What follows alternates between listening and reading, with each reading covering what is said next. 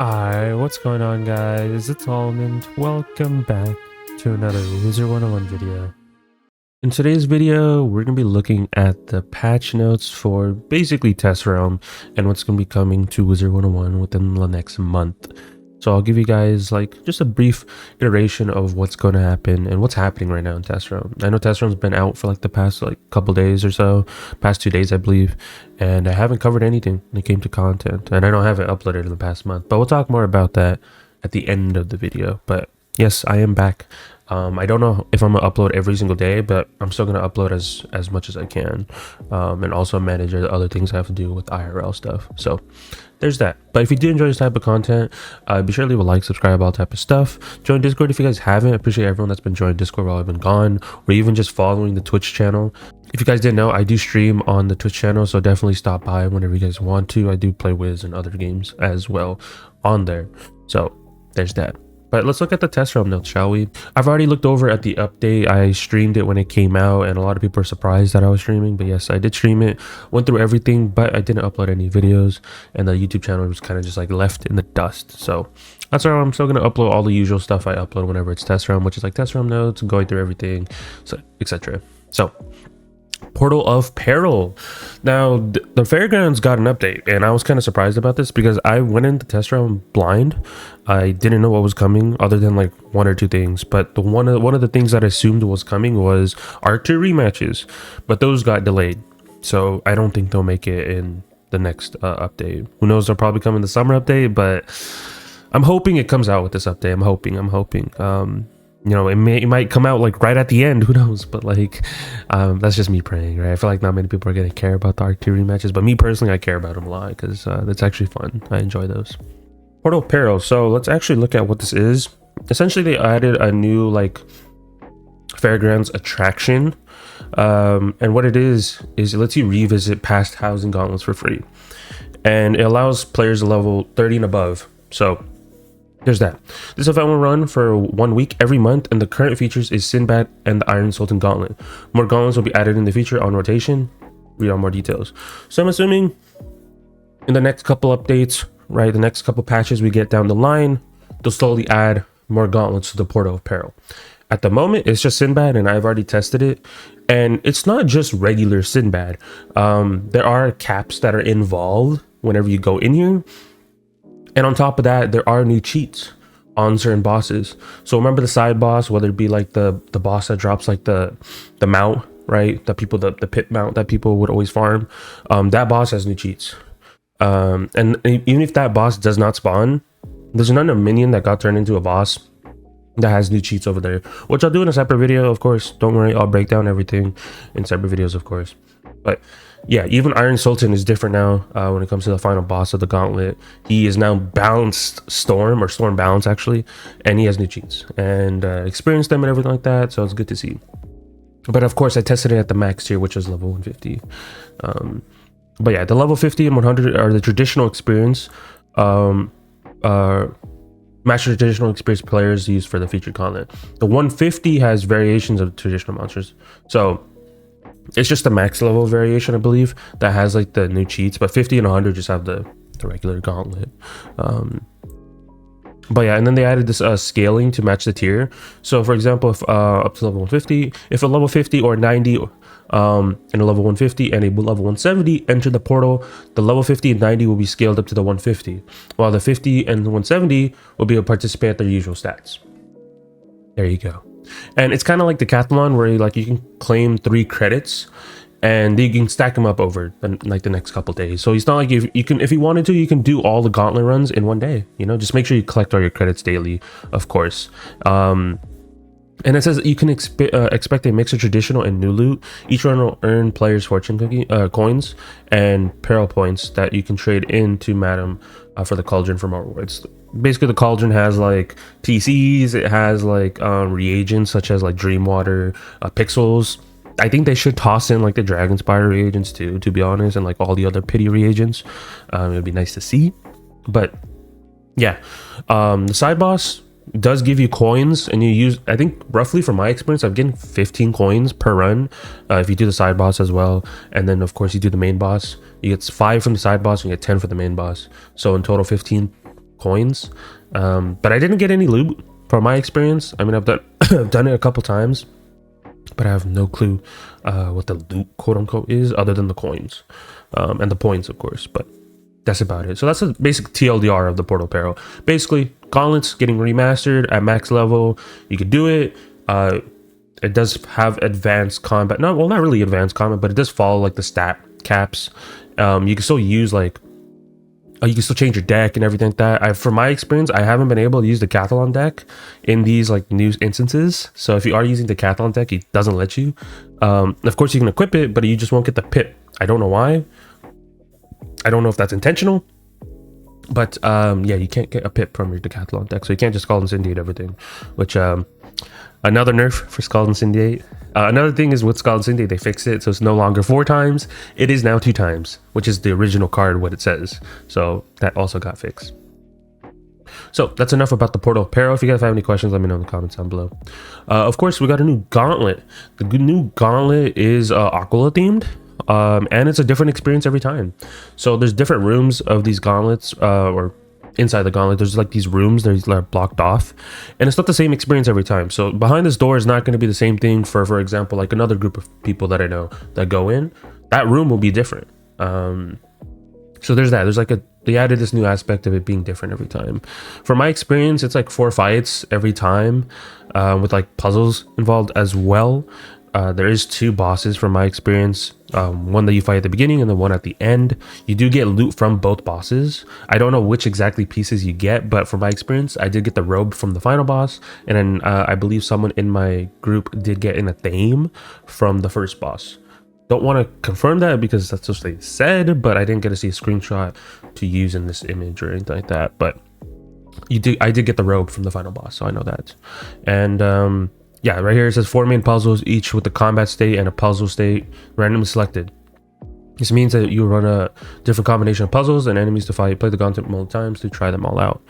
There is one central puzzle that must be solved every run, but the answer isn't the same each time. There you go. You may notice some placeholder art. Basically, there was like some mobs that don't have art, so right now they're just like a golem, which is fine. Yeah.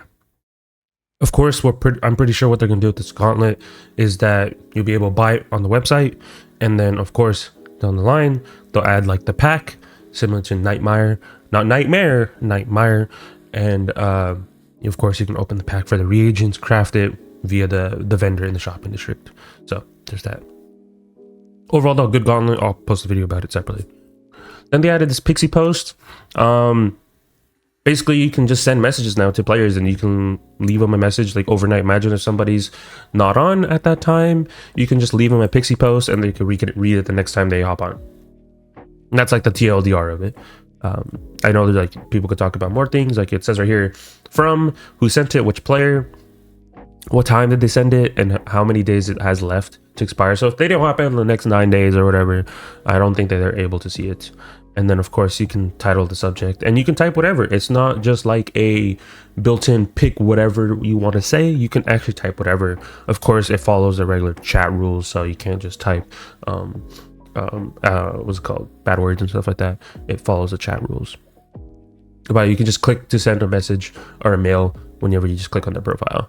So there's that. And it's 250 gold every time. And I think you're limited to send, yeah, right here, 6 Pixie posts per day. So you can't just spam a person nonstop, you know. So there's that. It's a cool concept. It's good for players that don't use Discord, or like, you know, that someone isn't using Discord at the moment, they just only hop on. You can just leave a message, you know, stuff like that. And of course, you can ignore the person if you don't want to receive messages from them. You can delete the message, etc. You can reply. Straightforward. It's just a simple messaging system, and it's good to see. They added this quest friend finder. Essentially, TLDR of it, you can quest with other people. Very easy, you know. Basically, you can click right here, quest friend finder, and whoever has like the little smiley face icon, which is a friendly player, they'll get sent this option saying quest request. Would you like to join them? They need help questing, etc. And you can go help them quest. Really straightforward. And then you have this option, yes, teleport me, or really easy, and it times after 30 seconds, and you can just close it if you don't want to. Very straightforward. And then we have this. spell card inspect, which a lot of players have been asking for, but personally I know some people are still going to complain about this. I know it's going to happen. Me personally, I can read the text pretty clearly. Of course there are times where I'm like, okay, wait, what does it say? But it's good that they added this spell inspect thing where like you can basically right click a card and it'll tell you the information about it. And if you don't know what icons mean, if you just hover over the icon, for example, clear, remove hanging effect for the benefit of the target, for effect that benefits the caster. So for example, right here, you're basically doing damage, you're clearing 2 blades off the enemy. So if the enemy has any 2 blades, you are converting those into minus 60% weaknesses for storm, regardless of their schools. So even if they're fire or something like that, and even if they don't cast storm schools spells, you can just turn those blades into storm weaknesses. Of course, I'm just reading off the writing what it says, but of course most players know what Deadly Depths does. But yeah, it works on a variety of cards, so it doesn't just work on like cards that just say clear or have gambits written on them. Certain cards like Woolly Mammoth and this image, you can just right click it and it'll just tell you the information about what this does. So that's the basic TLDR of it. I don't want to like go too much in depth, but yeah, you can just right click on all these cards now and inspect them. Good to see. Badge improvements, pretty big change. I know players have been asking for this as well. There's even a badge leaderboard now in the Arcanum, so you can see who has the most badges in Wizard101, whether it be legacy and non-legacy. So basically, certain badges will award you gold keys now. I don't know if it's only gold keys. I haven't checked if, you know, because I don't have every single badge in the game. I only know a couple people who have like a lot of badges, and that's like Zach and Edak, but I didn't ask them. But I know like a lot of rewards are giving you gold keys. So depending on how many badges or certain categories you finish, you do get gold keys depending on it. Badge rewards, some badges now have rewards. An icon indicates you have a reward. So if it has like the little gift icon, and then you can claim the reward just by clicking on the little gift box. Extra credit badges. Now don't get this confused with the extra credit program. I know a lot of people have been confusing that, but it's not. It's a completely separate thing. I understand why it's called extra credit badges, but at the same time, people will get this confused with the extra credit program. Essentially is that badges that with this mark include that are retired, leaderboard based, or take too long to acquire. For example, like I believe Cam used a good example of, I believe there's like a castle badge that takes like 500 days. That is marked extra credit. It won't count towards the progression, but it's extra credit. So like it won't, you don't get rewards for it, but it counts towards like the extra credit badge or your total badge completions, whatever, which is good to see. And then this overcounting badges like Beastman Hero and your Executioner now will count even after you earn the badge. So you can see, for example, I can't really show an image right here, but if you hover over like certain badges, you can see like how many undead you've killed, or like how many Beastman matches you've won, etc. So if you just hover over, it'll tell you, which is good to see. So like if you've already reached the max badge, it'll continue on for that, and you can hover over it, it'll tell you how many you've done. This is nice too. Player inspect. So for example, if we can use this image over here. Essentially, there would be like another icon down here, and of course, this only works if they're your friend. You can see what their badge is. For example, let's say a person has a badge called 1% of the 1%, or actually, let's just use 1 in a million, right? And you're like, oh, what is that badge? And they're your friend or whatever. There's a little badge icon, and if you hover over it, it'll tell you how to get that badge. It'll say like, I'll do 1 million damage on a target or something like that. It'll probably say something around those lines, but it will tell you what that badge is. But if you have like a dev badge or like an extra credit badge, when I mean extra credit, I mean like the program, it won't tell you where you get that badge. So because it's technically a no title, and a dev has to give it to you, and devs give themselves the dev badge, of course. And then when it comes to the extra credit badge, that's handed out from devs. So whenever you hover over a player and like they're your friend and you're like, oh, how did this person get the professor's assistant badge? It won't tell you because it falls under no title, and it's a little bit harder to explain when it comes to that. So basically you can just see what people's badges are, and if they're your friend, oh, like right here, 1 in a million. I didn't even read that, and I just assumed. It'll just tell you what it is. And then new badge category. The new badges category contains all the badges you've earned in the last day. So if you've been farming a bunch of badges and you haven't been keeping a track of what badges you've been getting, there'll be a new category, so you can just see what's the recent badges you've been getting. And now equipping a badge also has the fist icon now. Good to see.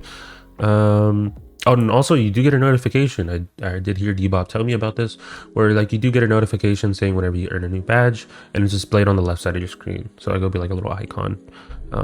There's also badge shortcuts where like if you go to like your tome, like for example, like let's just use monstrology, there'll be like a icon of a badge in the bottom right where you can just click on it and it'll take you to the badges of that category. So like it'll take you to the monstrology category, etc. And then of course we already talked about the leaderboard. It's in the Arcanum. You can see who has the most badges. And yeah. And then also they've improved a lot of badges as well, and they standardized them. Arc 2 Spellements, which I feel like is a big part of the update. I feel like if you don't care about Spellements, you're a casual player, you never touch Spellements, don't worry about this update, honestly. But if you are a person that does advanced content, or if you just care about, you know, venturing into the Spellements, well, a lot of stuff got changed. And it isn't just these spells.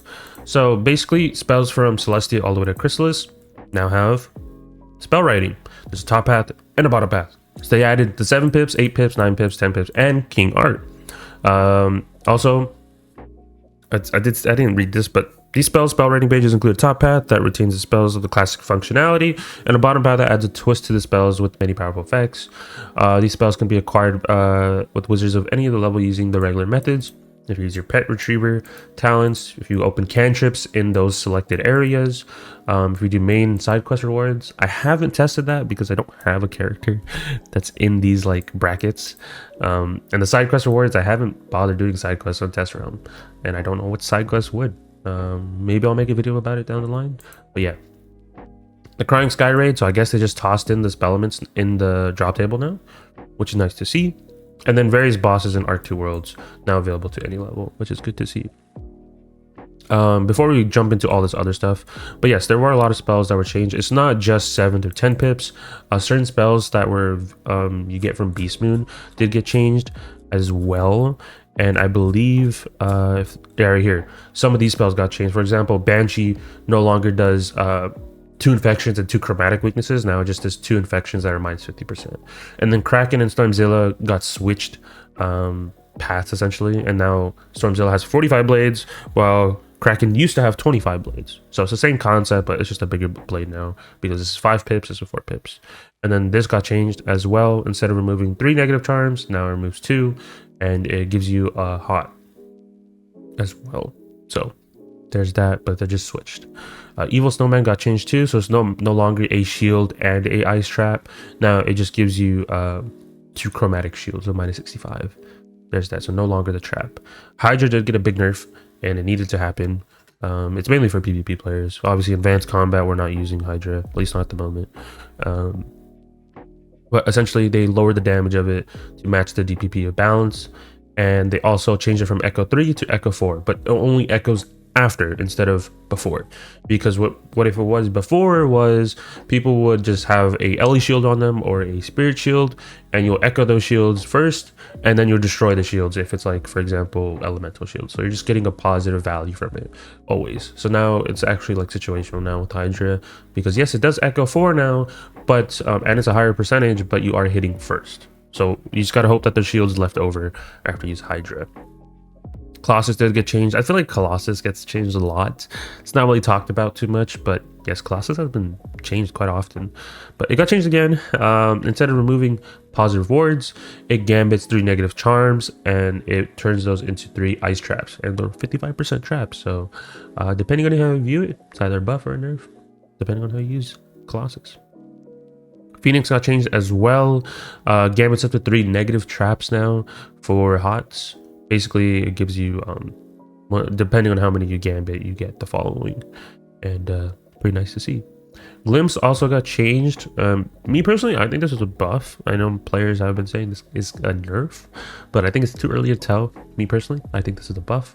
Essentially, no longer a protected dot. Now they're changing how protected works now. Essentially, they're in replace of a protected, you're getting 2 dots, and they'll split the dot between them.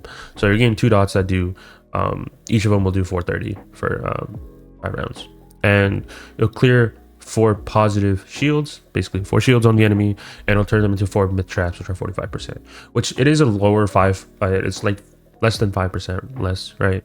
But you are getting 4 myth traps, so I think that's a plus in my opinion.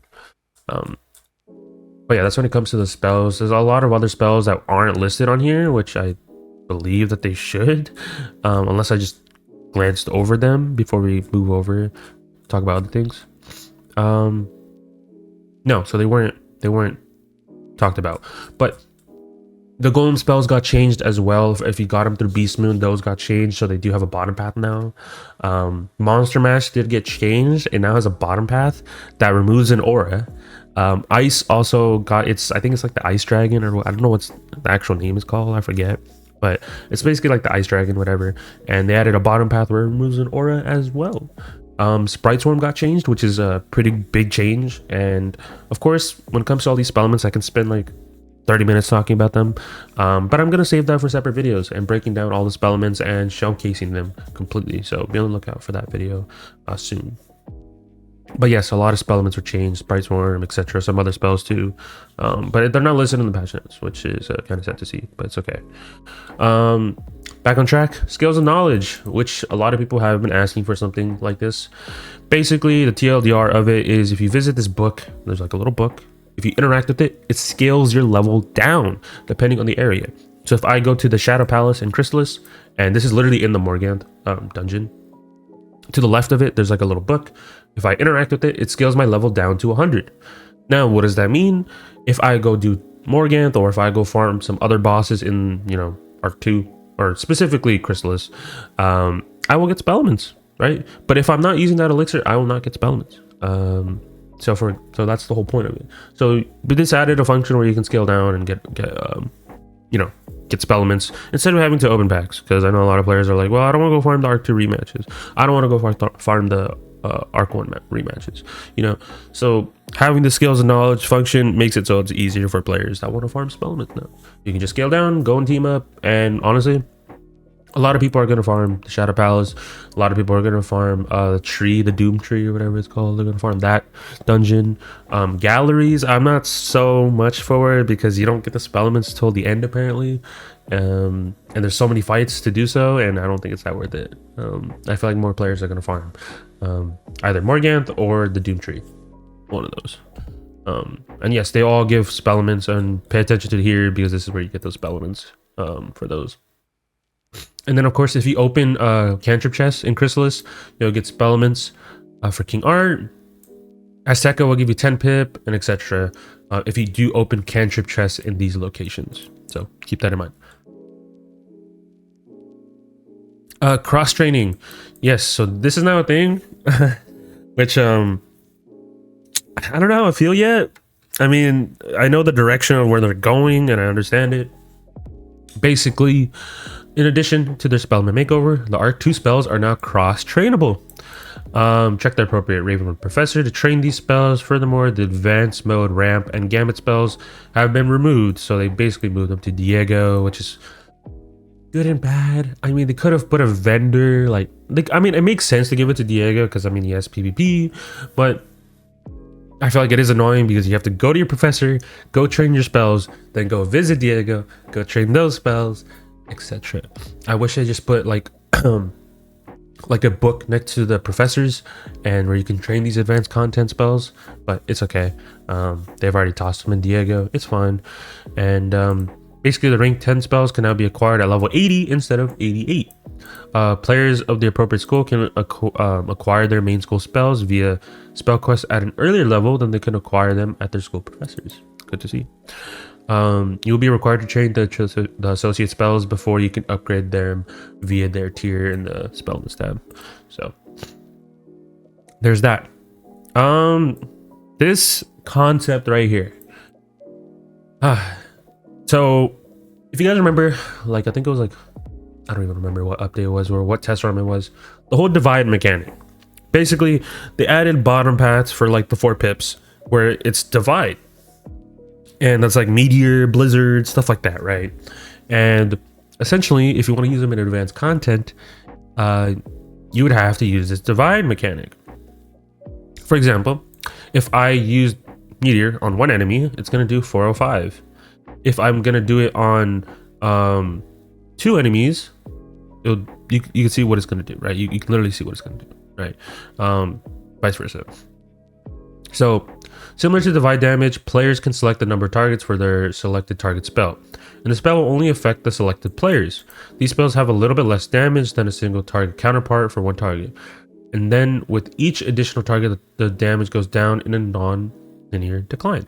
Here's an example of using tier 2 meteor strike. So it's going to do basically whatever this middle factor is. So I don't know. It's kind of too early to tell, but how it is right now in test room is they ban the top hats of all the AoEs, but Cam did say on his recent stream that they aren't going to be banned when it comes to the update when it actually comes out, because they aren't ready to ban the top hats yet till they revisit certain content, which is a good move. Honestly, I appreciate that. I know for now we can use our AoEs as much as we want, but eventually in advanced content those will be banned. I would assume for whenever we get the raid in summer, that would be a prime example of to see where AoEs aren't allowed and we have to use certain stuff. I mean, we don't really use AoEs anyways, well, at least currently in the Azteca raid, not to my knowledge,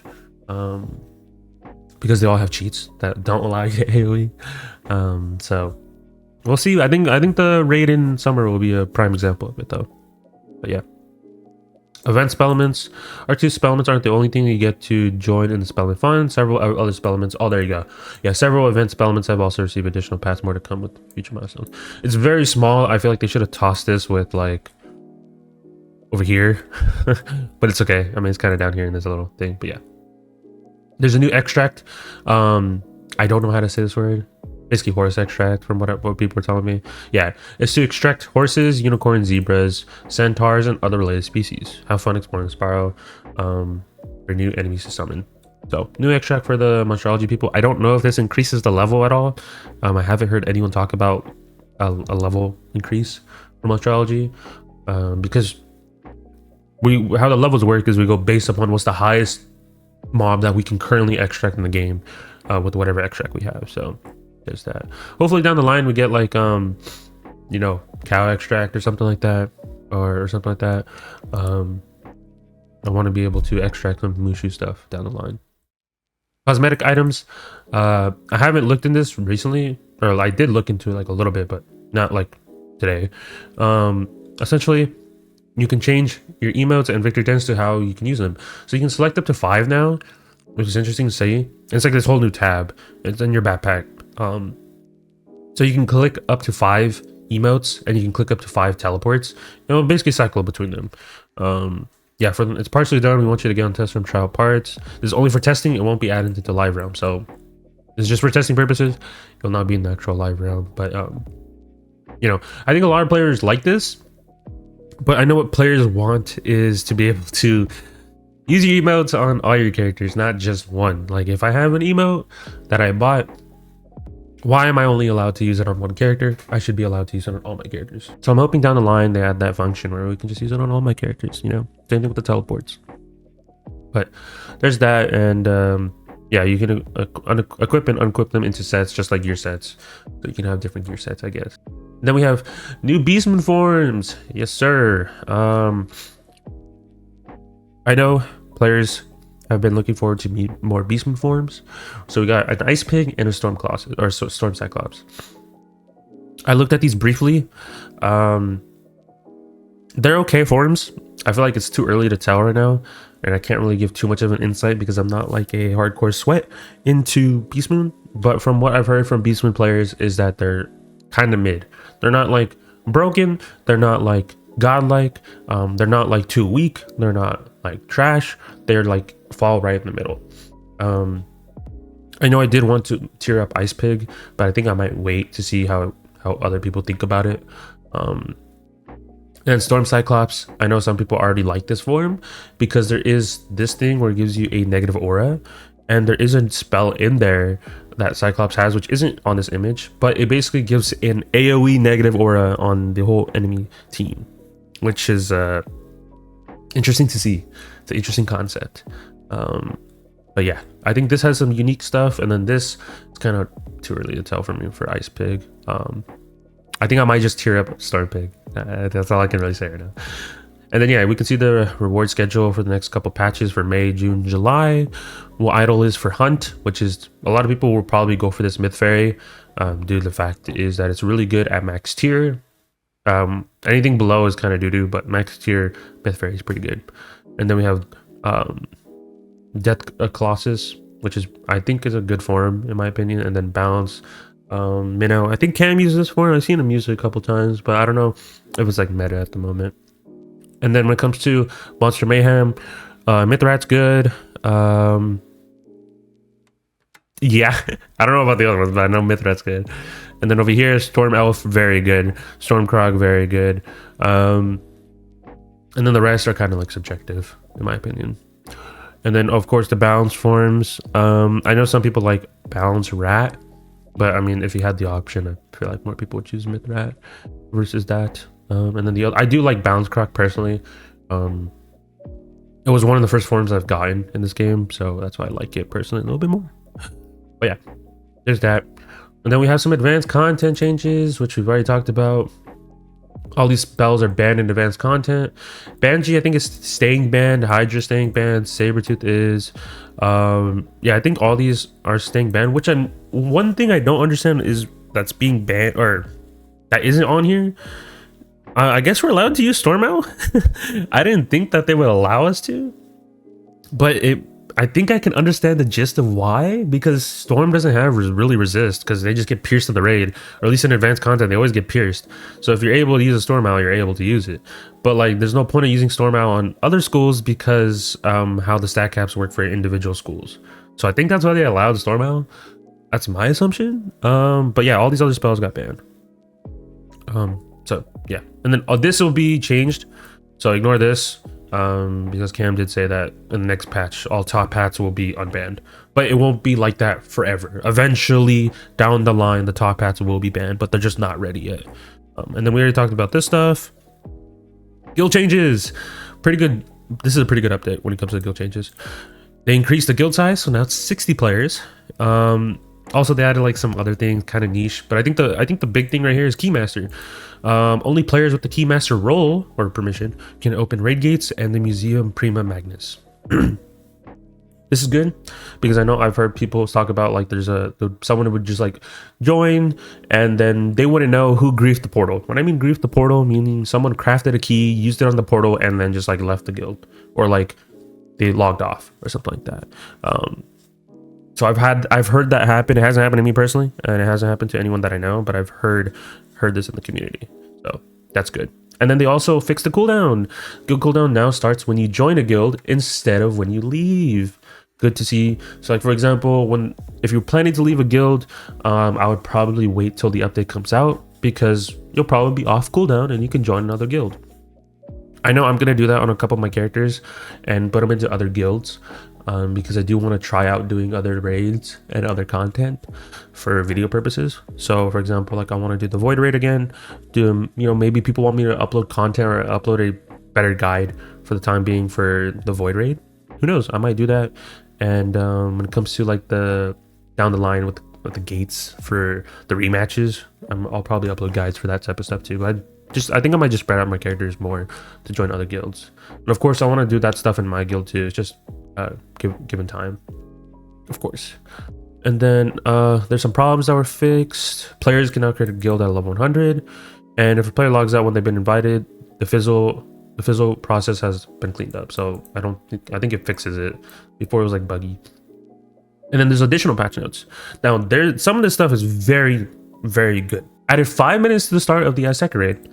This is obviously a buff. There's no, I can't hear an argument saying, well, this is a nerf. No, it's a buff regardless. And I feel like the 5 minutes will depend, right? I mean, I feel like it's good regardless, no matter what. But also, we have to try out the new spells and see if there's any new strats for the Azteca raid to actually like affect this. Of course. So there's that. Because of course, with all the new bottom paths, people can try out some new stuff in the Azteca raid and be like, okay, well, this is actually better now, and more variety. Because at the moment, people are using I've seen some strats from players, and honestly, I feel like the strats were cooked. I know we were at like a really solid state with dual schooling, but yeah, with like, well, not really dual schooling, cosplaying, but eventually cosplaying got nerfed, so we're like in this like weird iffy state. But yeah, there's a new Arch Mastery pet talent. I don't know when this will come out, but yes, there is a new talent for Arch Mastery. Nice to see. They added players can now use aqua reagents to craft a great train robbery gauntlet. I already have the gauntlet, so I don't know. Or you guys let me know in the comments down below. Morbid Crocomummy. Essentially, I asked some people. This is basically a pet that was on the Beastman bar, and essentially they adjusted the accuracy, so it's more in line. That's all it is. It has a pet card. This is a very. I'll probably make it in a separate video. I feel like other content creators should cover this as well, but new tier jewels have been added to the game to provide unique item cards. Check out the invading fleets fight in Wallaroo. You don't have to check the invading fleets. You can just visit the vendor in Wallaroo if you've already have invading fleets done. But they added new item cards, and you can have item cards as tier sockets now. So no longer will you need Dragoon boots, and you might be wondering, why is that? Because you can socket on a potent trap and a sharpened blade on different tier sockets. That is wild to say. They've added a new balance feint as well, and they've added other spells as well, like Ellie Blade and stuff like that. So item stackability is gonna go burr, and this is something I've asked for when it came to item card stackability. I like having that. So the fact is, instead of putting all these unique item cards, or like not like unique, but like tossing on like Ellie Blade or like a blade or like a dragon blade on, for example, your deck, you like just like that's already built in, you can now just socket them as tier jewels. Interesting to see. I know there's Balance Blade. I'm hoping they toss in Dragon Blade or Blade Storm or Shatter. I know they won't do Shatter because it's kind of like they have to like decide on how they want to do that, but I think they should toss in Blade Storm, and I think they should toss in Dragon Blade. I know the argument's gonna be like, well, there's already Balance Blade Almond. Why do you need Dragon Blade? It's like it's a unique buff. Maybe I'm just asking for too much. I don't know. But Blade Storm I think should be added 100%. But it's up to them. And then yes, they added a level lock where they fix players who level lock at level 1 may now use the go home and go to the comments button. Because I think if you try doing like level 1 strats, I know some people have been like trying to do like videos on like level locking at level 1 and stuff like that, and they're kind of like iffy because they can't go home, they can't use the comments button. Well, no, it's a little bit more easier. Treasure card display can now be scaled, so if you have those like display things that you got from like Decathlon where you can put a treasure card in, and you know, you like to have it in your room. I know I have it in one of my houses, but now you can adjust it with the advanced scaling thing, so that's kind of nice to see. And then house guests will now stack during placement. I guess you could stack them on each other. That's my assumption. I feel like this might be buggy. Maybe I'm just lying, but eh. And then at the end, various stability, animation, and graphic fixes. I'm hoping this also is talking about the animation thing when it comes to like the water in, what is it, the dreaming? Yeah, if you're like like doing any of those dungeons and you're in the water, the particles go crazy. So hopefully this is under there. I don't know. But yeah, that's basically everything when it comes to the patch. There's probably some other things, but this is everything. I'm like going off of the update notes, of course, and I kind of want a brief thing about it. Eventually I will make separate videos for everything, including the gauntlet, like my first reaction to the portal, library gauntlet, and then of course the Spellements. I did go over them in my stream, so I probably will just make that into a video. And then of course I will break down every single school of Spellements probably next week, because they are going to be adjustments, I would assume. So I don't know if I want to, you know, just right off the rip make a video dedicated to them, or I could and then make a video talking about the updated paths. Who knows? But overall, I think this is a really solid update, whether it be I honestly covers like basically everything in my opinion. Covers guilds, covers advanced content, covers Beast Moon, some stuff for monstrology, cosmetic stuff, which obviously this isn't going to come into live round, but they're still working on it. They fixed the whole Spellement issue where people were complaining about you couldn't scale down. Now you can scale down. Arc 2 Spellements, new gauntlet, new badge improvement. So I think they covered like literally everything. And that's good to see. That's really good to see. The game's going towards a good direction. I know some players are like, oh, I'm leaving the game. I'm gonna take a break from the game. the game's going in a bad direction. And then literally people came back when this test room came out and said the game's good. I don't know why people do that, but I mean, for content's sake, I guess. But yeah, that's it. And I know I've been gone for like the past like what 3 weeks. I have been sick. That is another thing. I have been like, I don't know if you can tell by my voice, but I've also had to like cut out multiple times during this video because I'm coughing and stuff like that. So there's that. But that is it. Hopefully you guys enjoyed. Stop by the streams, stop by the Discord. If you guys want to join the guild, let me know.